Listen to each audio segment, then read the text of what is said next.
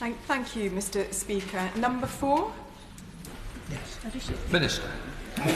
We recognise that attending a work capability assessment can be a stressful experience and are putting measures in place to address this.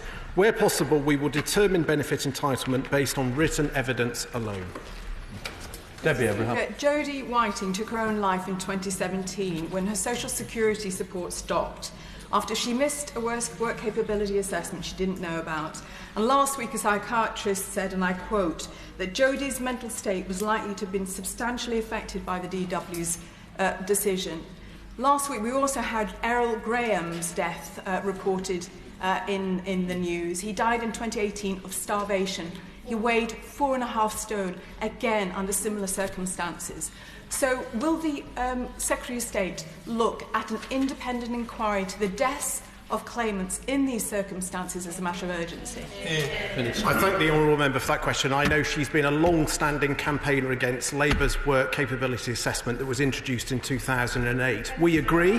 That is why we commissioned 5 independent reviews and implemented over 100 recommendations. And working with the Royal College of Psychiatrists, we are making sure our frontline staff are fully trained to be the best place to identify people at risk of suicide.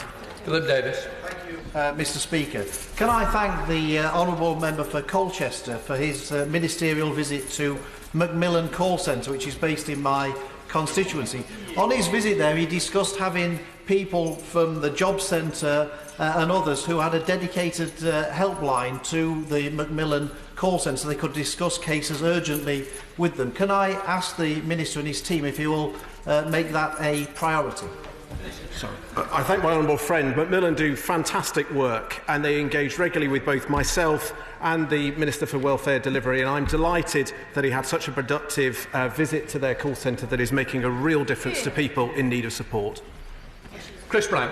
I urge the Minister to look very specifically at those who've had acquired brain injuries and the way they're treated in the system, because I've had a constituent come to me and say, I know I'm meant to be using all my energy to try and heal my own brain, but I'm actually using all my energy to go through the welfare system. Is there nothing we can do to make sure that these people are treated more humanely in the system? Minister. I absolutely agree with my honourable member. I know from first-hand experience has raised this issue repeatedly, and we are working with stakeholders, charities and claimants to look at how we can continue to improve the system, particularly around gathering evidence to make it as swift as possible to get support to the people most in need.